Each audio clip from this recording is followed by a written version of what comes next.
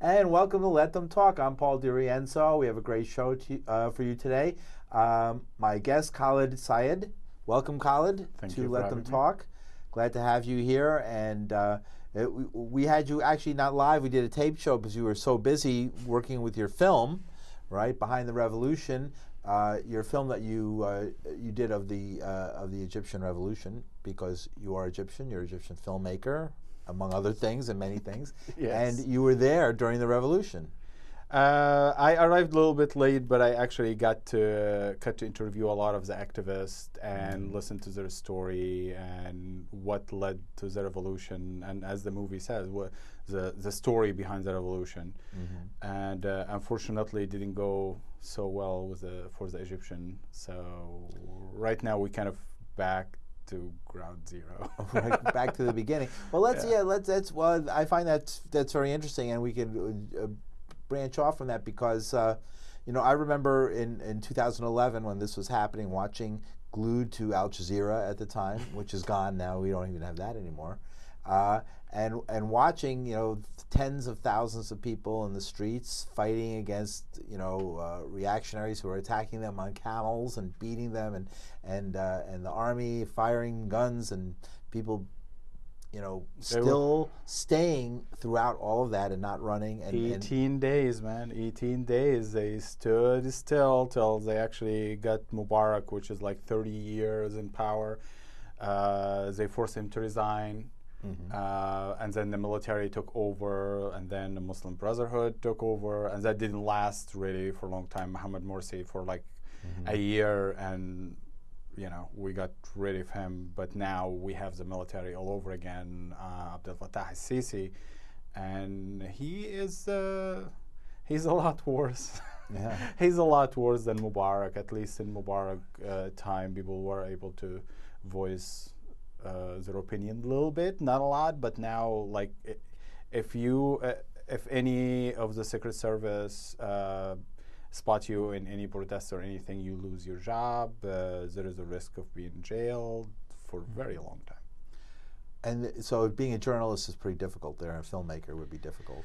Absolutely. A lot of my subject, whether they left the country because they're afraid of their life or got jailed or waiting trial, so it's pretty bad. And the past months, there was a lot of journalists just fed up with all the censorship in Egypt, and they took to the street a couple of times with no result, really.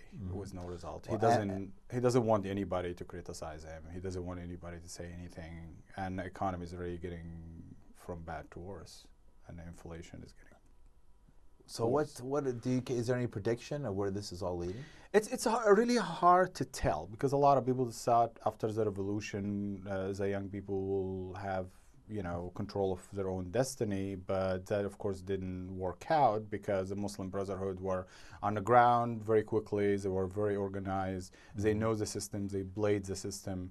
They won like the parliament elections. They won the presidency election. That wasn't expected? I mean, they don't seem they were very. Although they won the election, they were not popular with the majority of people. Absolutely not. They promised, like all the politicians around the world, they promised the world, and as soon as they got into power, they started looking around and seeing how they can control the country and how they can crush the people, as they said, as Mohammed Morsi said, the people in Egypt who didn't support them when they were suffering under Mubarak. Because Muslim Brotherhood, let's not forget, they were repressed under Mubarak, and they really had very little to do. All what they were doing on the ground, just charity work, just helping people and all this stuff. So as soon as we got rid of Mubarak, people thought, oh, well, they're good people, they will take care of us. That did not happen. It was like completely the opposite. And within they tried to put a months, religious state into play, and putting women into whatever things that people don't understand, that Egypt is a very secular country. It's a very modern country in many ways. It's a we're not talking about Iran and Iraq here. Absolutely not. A very westernized country in many ways, with its own culture and own style, but people speak English everywhere you go. Yeah. I've been to Egypt. I was there briefly, and I felt you know, it was summertime, so it was a little warm, but I felt very at home. You mean very hot? Very hot. We don't do warm in the summer. We Right. just do hot. Right, and I had an American passport and was treated very, very kindly and right through customs and all that, no problems. And but I did have a feel like I didn't feel comfortable taking pictures of policemen or soldiers or anything having to do with the military. They definitely don't like that. It's the same here, like in New York, I was covering, Right. I mean, now I'm a journalist, photojournalist, and covering any news story or anything, the police kind of really funny, even though you're in a public space and you can take their picture. Yeah. There is no law against doing that. Right. But in Egypt, as you said, it's a secular country, and they didn't see how the country was going. Muslim Brotherhood wanted to go to kind of prototype Egypt after Saudi Arabia, so Sharia law. That's unbelievable. It's horrible. That would be like sort of the Christian right taking over New York and trying to enforce like the Christian right on New York That's a City. horrible image right there. Yeah, right. It's almost like a similar thing, right? In a way, Yeah. it's sort of disconnect from reality in a way. They were, and they were really drunk with power, kind of. You know, Yeah. they won to election, and they thought, you know, we can do whatever we want, and people will be behind us.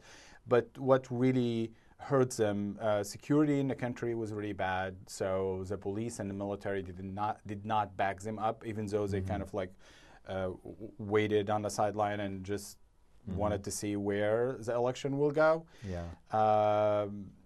Because as soon as Mohamed Morsi was removed from power and jailed, security on the ground was like right there. It was apparent. You know, you can see the police, they're doing their work, there is no crime. I mean, I lived under Mohamed Morsi for like 6 months, and cars were stolen, broken into, people were killed, and no investigation, no nothing. Security was really horrible everywhere. But as soon as the military came back, everything went back in place. The same thing happened in Tompkins Square Park, you know, Exactly. 20 years ago. Yeah. You know, 30 years ago. I'll never forget it when the city council members supported the right of the homeless people to stay in the park, the police disappeared. Yeah. And there was and then as soon as a new government was in power, that was pro law and order. Yes. In they were, boom. Definitely, definitely. So it was like you feel like when you play the whole little short history from 2011 to now, there is something not right here. You know, the military seemed to have to pull all the strings and know everything. Yeah. You know. And Well, people had a lot of faith in the military. I mean, I remember when the military did a flyover with an Egyptian flag during the Tahrir Square. People were cheering. Yeah. That well, this they represented like a force that people could trust. Do they feel betrayed by the military, or they still feel that's what they had to settle for? It depends on who you're asking. Like, the young people absolutely hate the military. They want like really non-military, non-Islamist government. And the old people in Egypt, they are all for the military, even though they're doing horrible things. All the subsidies gone, inflation to the roof, and people are suffering. Like, the poor people are suffering, and there is no solution. I mean, I remember last month when El-Sisi did like a little speech, one of the things he said is like, I don't know what else to do. I can't sell myself if I could, because there is no solution. He have no economic solution. Do you feel comfortable talking about this on television? That, you know, we're on the internet. It'll be on. Do you feel like comfortable that, you know, you're speaking out and saying these truths about the situation in Egypt as a journalist? I'm as a pretty sure I filmmaker? have a target on my back, and that's why I'm really worried about going back to Egypt. And it is what it is, you know. Even people in Egypt, there is still, like, as I said, last month they were doing a lot of protest. Journalists doing a lot of protest because they're fed up with all the censorship. Sure. So you have to speak up. I mean, I see. So okay, let's go to the video. We have a brief video. We're going to go to that video, and this is from the film Behind the Revolution. Egypt, the story behind the revolution. Egypt, the story behind the revolution. So let's go and watch a clip from that film.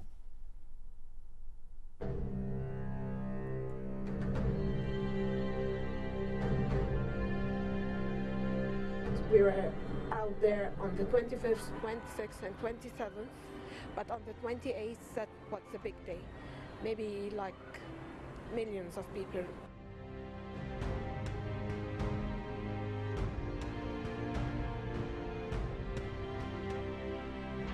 The day Egyptians lost their fear. Friday the 28th of January. A battle that would last for hours, fought along Cairo's Qasr al-Nil bridge. I don't think that revolution ever happened in cyberspace, even if they start there. They need physical space, they need public space. The Tahrir Square provided that.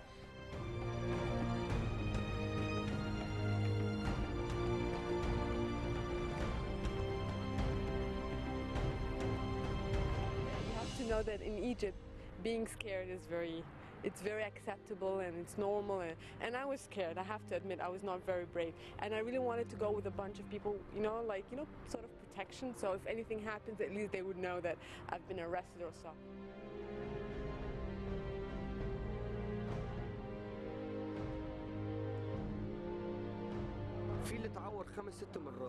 We saw some people who were wounded 5 or 6 times, but they kept going back. We were attacked from all directions, from Talat Harb and Mohammed Mahmoud, the American University, from Qasr al-Aini. We were surrounded from all directions. Every time we captured one of the thugs, he would tell us that he thought we were Americans or were plotting with Americans. They were told that, or Israeli and such. When we gave them medical attention, they would be shocked and start crying. We kept telling them that we are Egyptian, just like them.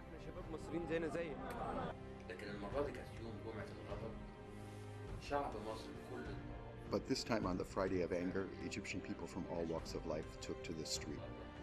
I was walking in the demonstration. Next to me an older man, middle-aged, young men, and children. I saw 7-year-old kids carrying the Egyptian flag along with educated women, upper, middle, and lower classes.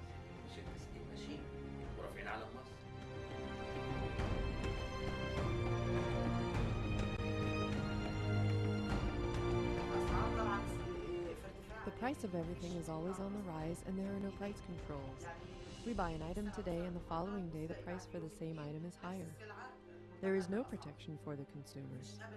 We can't continue living like this. We just can't.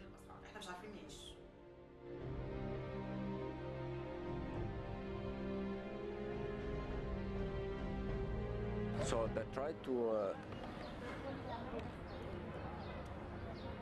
kill the revolution. Different tools, dirty tools, but we are very persistent, and we knew, and we can see it very vivid, that this regime is done.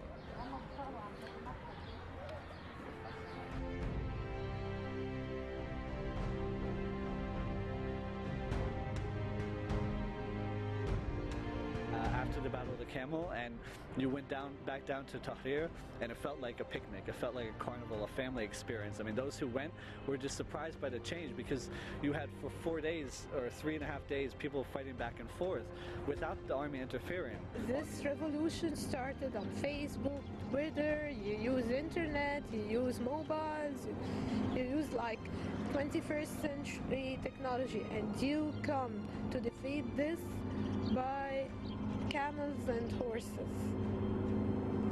Pathetic, really, yeah. Let me tell you that any revolutionary in the world is a romantic and has high hopes and dreams. Whether or not they are realistic is not the point. They inspire you to work hard, and with some luck, you might get your dreams. We worked hard, and we were lucky to have a happy ending. Nobody believed it was possible, but it was our dream.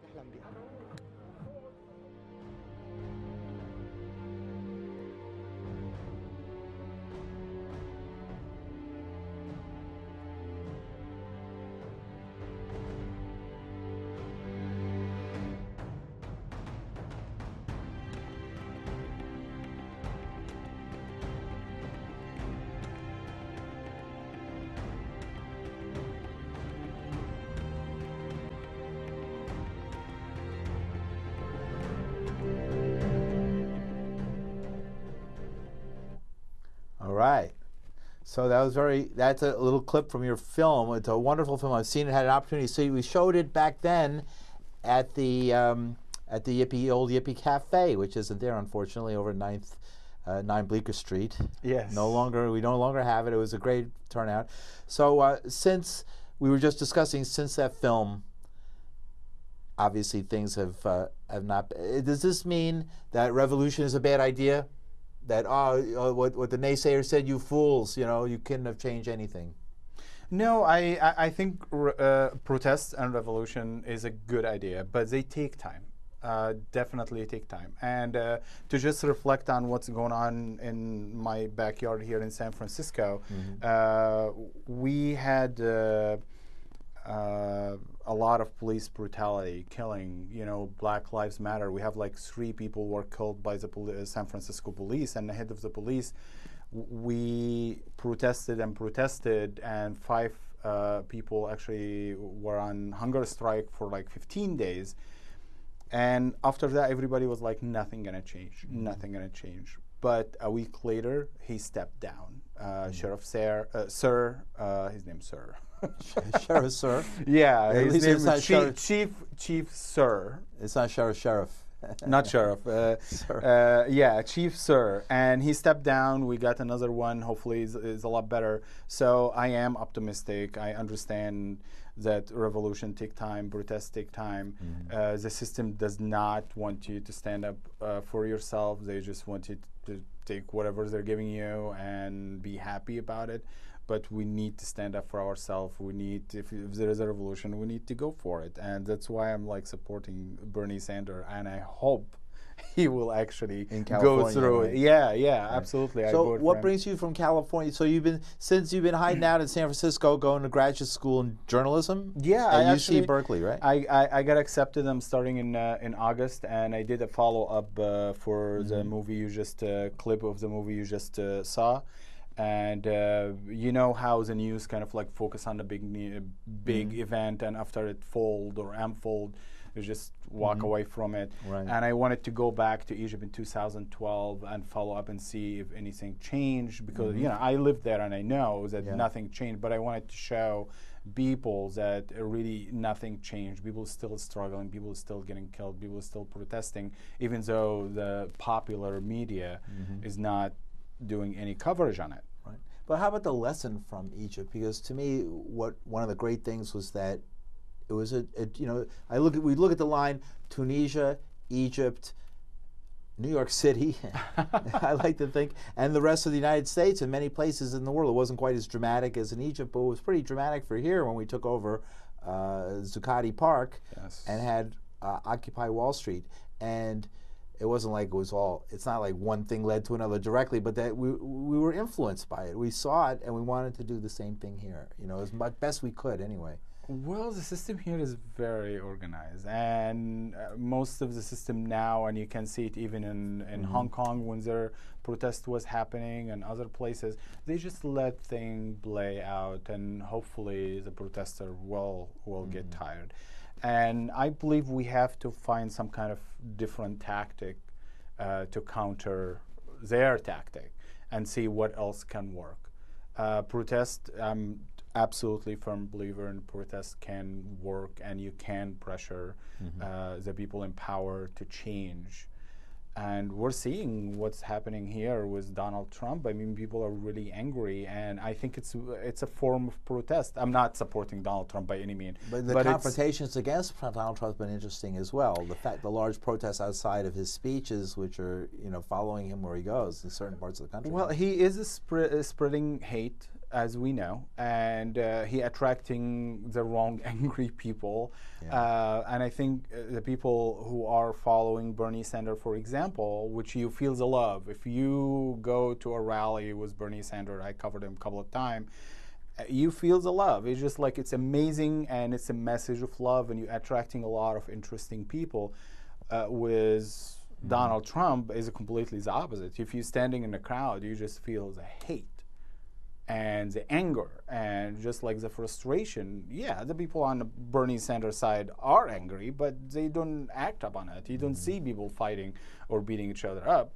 But on the side of Donald Trump, I mean, you're seeing the news. It just is. You can see it. You can see it in what he says. I mean, you just hear what he says. I mean, he doesn't try and hide it or anything. He's a poison person. Yeah, right. Right. He represents. Well, We were talking about Huey Long. Huey Long was in some ways had a similar type of appeal. But I'll say this: as bad as Huey Long was, and he was an out-and-out fascist trying to take over America in line with Hitler and Mussolini in that era, he probably would be spinning in his grave at Trump's style. Oh. He would still had a gentleman's style and would never. But Trump, forget it. Vulgar. He's a vulgar SOB, man. Yeah, that's it. He's like, and what did he say? I like the uneducated. We love the uneducated. Because he can lead them. They don't ask questions. They're not interested in any details. They're interested in the soundbite. Mm-hmm. Interesting. All right, so tell us a little bit about yourself. Let's go to, tell us a little bit about what you're doing here in New York now. So, Khaled Sayed. After I did my 2 movie, I was really interested in doing journalism. So I took a couple of classes in City College in San Francisco, and I got really interested in it. And one of my teacher who teach in City College and also at UC Berkeley, Ken Light, he's amazing photographer. He really encouraged me to apply for UC Berkeley. Sure. And I did apply for it, and it was the only college, university I actually applied for, and I got in, and I'm starting this August. But I'm here in New York because there's something called New York Times Institute, and every year they bring a lot of diverse background, Black, Brown, Asian, LGBT, and we have like a crash course basically on journalism, and in the end of the 2 week we develop a newspaper, a website, a social media, like everything journalism in these 2 weeks, and they've been working really hard. I bet, really. That's interesting. Is there a website for the social media? Is there a website? Yeah, New York Times Institute. New York Times Institute. Okay, New York Times Institute. Interesting. And so when you're done with that, you return to UC Berkeley, right? I'm gonna stay here for like a week in New York, and then I'm gonna fly to Montreal, visit some friend, and just check it out. Mm-hmm. But as soon as I go back to California, I'm probably gonna be ready to go to graduate school. Well, armed with a journalism degree from UC Berkeley, New York Times experience, maybe the protection of the American government. Could you ever foresee returning to Egypt and trying to tell a story? If not for consumption within Egypt, maybe for consumption here. I will have to. I'll have to. You can't keep me away, and even as dangerous as it is, I really will have to go back. And I'm working actually in 2013. I started working on a specific issue like women's rights in Egypt. And I have a movie going to be coming up soon about women's rights in Egypt and how the sexual harassment, the divorce, and all the issues they suffer from it in Egypt as being women and stuff. So being a woman has become more difficult under the current regime. Well, it was hard under Hosni Mubarak, but it's still a lot better than Muslim Brotherhood. And right now, everybody's right is crushed. So. Women, men, anybody. It's not a good place for human rights, anything. Right.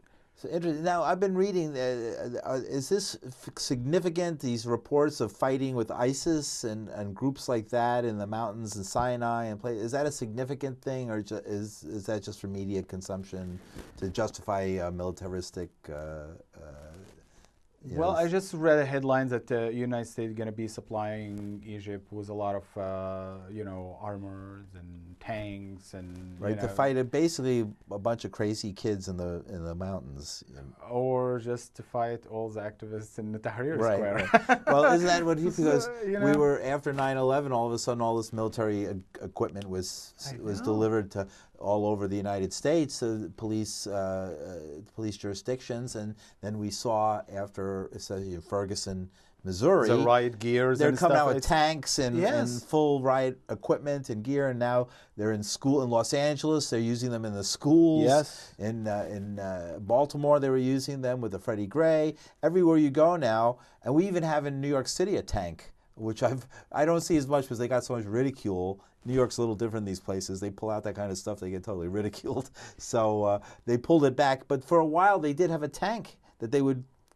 painted blue and white like a police car with tracks, and they would bring it in and it would just sort of sit there in the middle of the street. It's the intimidation tactic. I mean, the last protest I attend in the beginning of May in San Francisco, it's just you see more police than protester in riot gear, and these people are peaceful, and they haven't done nothing to kind of like make the police feel threatened in any way. But still, they do it for intimidation purposes to just kind of. Are you saying that you see like parallels, at least in some way, between what's happening in the United States and what happened in Egypt? Absolutely, absolutely. Protest is protest, and if they want to intimidate you, just keep you down and just crush your spirit and keep what they're doing. Yeah, of course. I'm curious what the prisons in Egypt must be like, being filled with so many intellectuals and journalists and stuff. They must be one of the most interesting prison systems in the country. It must be a horrible circumstance, but if you fill a prison full of intellectuals, it's a little different than your average prison. Well, the situation is absolutely inhumane and horrible, and I tried to take a camera, go in and actually interview a couple of people. They were arrested when I was there in 2013, and they won't let it happen, of course. But from the prison, we kind of successfully give some small cameras and cell phone and stuff to just kind of like get some idea what it looked like in inside. Egypt like? It's bad. I'm glad I haven't been in any Do you have of them, to but bring I in your can own hear food, like in Mexico, where you have to have your family bring you your own food, or do they feed you? Depends on what kind of crime are you're doing. You know, if you're like political, you have no rights whatsoever, and they can just do whatever. So if you're like a murderer or a rapist, you have more rights than somebody who's in there for protesting and demonstrating. Absolutely, yeah. And I remember a lot of people were arrested, and they spent like 12 hours without food or water. And after 12 hours, they just give them some water so they wouldn't die of dehydration or anything. But that was it. And they were like tied up like little animals. So when they're giving journalists sentences of 10 years in prison. Yes.